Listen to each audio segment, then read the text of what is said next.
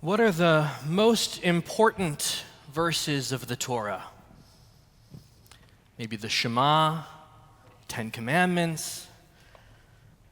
I want to make the case for 10 obscure verses. As we read the Exodus story, we often focus on how our ancestors were freed. And it makes sense, it's the clear focus.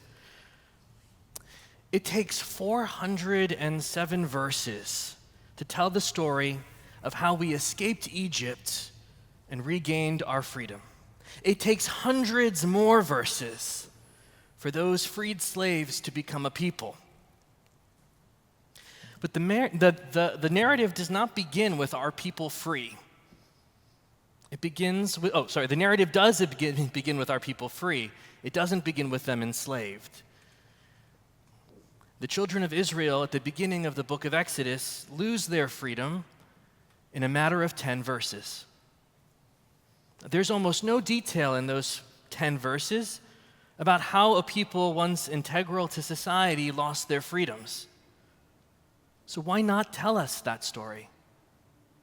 Why such a terse account of the fall of Israel into slavery? A mere 10 verses. Well, it's not because that story is unimportant. Rather, this is Torah's way to communicate to us that freedoms are easier lost than won. To attain a freedom is the work of decades, even generations. But to lose a freedom, it can happen quickly, and it can easily cascade into the loss of liberty entirely. Torah doesn't need to tell us what that looks like. Sadly, our people know all too well. In 1958, Rabbi Abraham Joshua Heschel, a witness to the Nazi rise to power, wrote this. He said, "It's dangerous to take human freedom for granted. The insecurity of freedom is a bitter fact of historical experience. In times of unemployment, vociferous demagogues are capable of leading the people into a state of mind in which they are ready to barter their freedom for any bargain. In times of prosperity, hidden persuaders are capable of leading the same people into selling their conscience for success." Outside of a Jewish state, it is only within a democracy like America that Jews have and can find a secure home. For so many of our families, it was on these shores that we first encountered what we ought not take for granted: citizenship and the rights and freedoms that make us equal to our neighbors.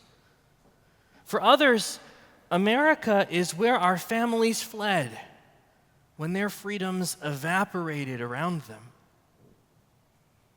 And while America proffered the promise of these freedoms, it was our ancestors' stewardship and vigilance that made them real. It has been the ongoing work of generations to take the promise of American freedom and wrestle it into a reality. All the more reason to reckon with Heschel's warning. For we live in a time of both prosperity and poverty, a moment of economic inequality not seen in generations. As Heschel forewarned, we've experienced both the demagogue's mob and the purchasing of the consciences of the powerful. And we stand a year removed from the pinnacle of that dangerous confluence. It is 1 year and 1 day since a mob of seditionists stormed the United States Capitol. It remains a surreal day. We watched the unthinkable unfold. Our seat of government plundered and desecrated. Police officers assaulted and murdered while pleading for their lives. And vigilantes roaming the halls of Congress hunting down lawmakers. As horrific as it was to watch in real time, what has come to light since makes it clear we came closer than we cared to admit to the undoing of our democracy. It was worse than we could know from the distance of our screens. And for Jews, these images and videos prickled at generational trauma. We have spent most of our history living under the threat of the mob, of vigilantes, of tyrants. We've known more subjugation than freedom. And therefore, we are ultra-sensitive and must remain ultra-sensitive to any eroding of liberty in America. Because we know what we stand to lose in a matter of 10 verses.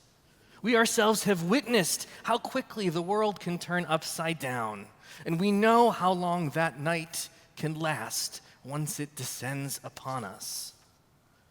And while the insurrection was not able to overturn the election, what is clear a year later is that these forces have not stopped their attempts to curb enshrined rights. They've simply changed the arena.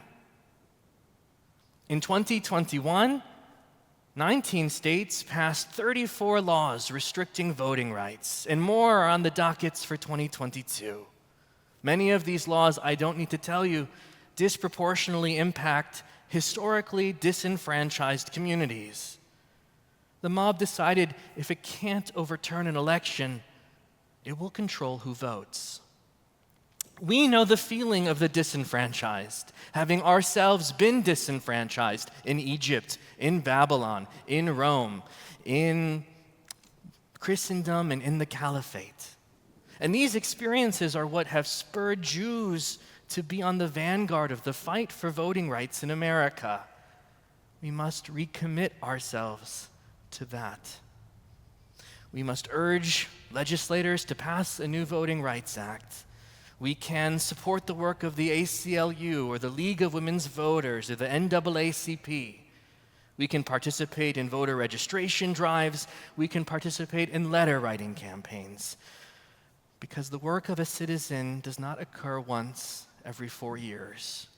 It must be regular. It must be routine. And there is no more important freedom to stand for than our right to cast a vote and have it counted. The mob has also decided not only to control who votes if it can, but also who oversees the voting. They've spent a year terrorizing election officials of all political ideologies. Now, these officials do nonpartisan work organizing elections and ensuring that they are fair and secure. And they're retiring at an alarming rate because of violence and the threats of violence leveled against them and their families. A survey of election officials this spring found that 1 in 3 election officials feel unsafe. Nearly 1 in 5 listed threats to their life as a job-related concern. And partisan lawmakers are adding fuel to the fire, passing laws to impose heavy fines on officials for minor infractions, as well as wresting control of certification from these nonpartisan actors. The situation is so dire that a leading Republican and a leading Democratic election lawyer have come together to create something new, the Election Official Legal Defense Network. So we can support their work and others like them if we want to ensure that we have a nonpartisan administration for our system of casting and counting ballots. We can also get involved locally. We can sign up to be poll workers. We can support and get involved in our local boards of elections, and we ought to. But there is a larger, more troubling trend that demands our attention and our activism. Violence has permeated the fabric of our society. January 6th did not happen in a vacuum, but what was once extreme has become increasingly mainstream. German Jewish essayist Kurt Tucholsky wrote in 1935, "A country is not only what it does, but also what it tolerates." The more we tolerate violence and hateful acts or rhetoric, the more we excuse bigotry and vulgarity, the more we aid in the slipping of our society towards extremism. Summarizing Adam Smith's position on how we create a decent society, Russ Roberts suggests that all of us have two parts to play. First, each of us should be decent, even if we can get away with being cruel or fraudulent or base. But we also, he writes, have a part to play in encouraging others to behave well. And that is to honor those who are honorable and to dishonor those who are dishonorable. It seems small. It seems minuscule. It maybe even seems naive. But there is no mass meeting where our society sets our standards and our norms. They are forged invisibly through the acquiescence or protest of everyday people each and every day. And now we see we have tolerated much, far too much. It is time to be vocally intolerant of violence and of threats and of hate. For when we excuse these things, when we minimize them, and when we fail to push against them, we inherit the mob. And the mob has never been a friend to freedom or to the Jews.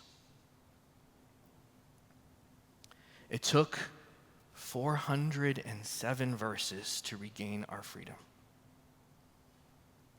And it took 10 verses to lose it. How does it happen? Demagogues, discontented mobs, and the powerful selling their consciences. But so too it happens when we fall asleep on our watch. President Johnson summed up this notion in his inaugural. He said, "In each generation, with toil and tears, we have had to earn our heritage again. And if we fail now, then we will have forgotten in abundance what we have learned in hardship. That democracy rests on faith. That freedom asks more than it gives. It asks much. May we prove ready to answer."